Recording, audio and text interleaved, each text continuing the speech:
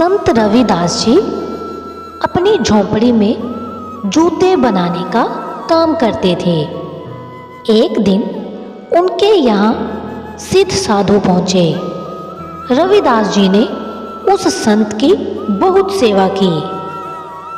सेवा से प्रसन्न होकर सिद्ध संत ने रविदास को एक पत्थर दिया और कहा कि ये पारस पत्थर है। लोहे की जो चीज इस पत्थर पर स्पर्श होती है वो सोने की बन जाती है। इस पत्थर की मदद से तुम धनवान बन सकते हो। रविदास जी ने पारस पत्थर लेने से मना कर दिया। उन्होंने कहा कि मुझे इसकी जरूरत नहीं है। मैं अपनी मेहनत से जो कमाता हूँ उससे मेरा काम हो जाता है। रविदास जी के मना करने के बाद भी साधु ने उनकी बात नहीं मानी और उस पत्थर को झोंपड़ी में ही एक जगह रख दिया और कहा कि तुम जब चाहो इसका इस्तेमाल कर लेना। ऐसा कहकर वो संत वहां से चले गए। काफी समय बाद वो संत फिर से रविदास जी के पास पहुंचे। उन्होंने देखा कि रविदास की स्थिति में कोई बदलाव नहीं हुआ है। वे आज भी उसी झोंपड़ी में रह रहे हैं।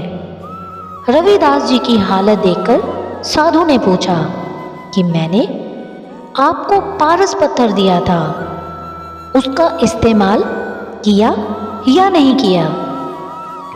रविदास जी ने कहा कि वह पत्थर तो वहीं रखा है जहां आप रख गए थे। साधु ने देखा तो पारस पत्थर वहीं रखा था।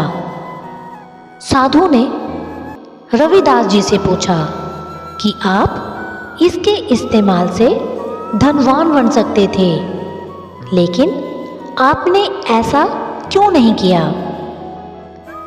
संत रविदास ने कहा कि अगर मैं धनवान हो जाता तो मुझे धन की रखवाली करने की चिंता होती। मैं दान करता तो मेरे यहाँ लोगों की भीड़ लगी रहती और मेरे पास भगवान का ध्यान करने का समय ही नहीं बचता। मैं जो कमाता हूँ मेरे लिए काफ़ी है।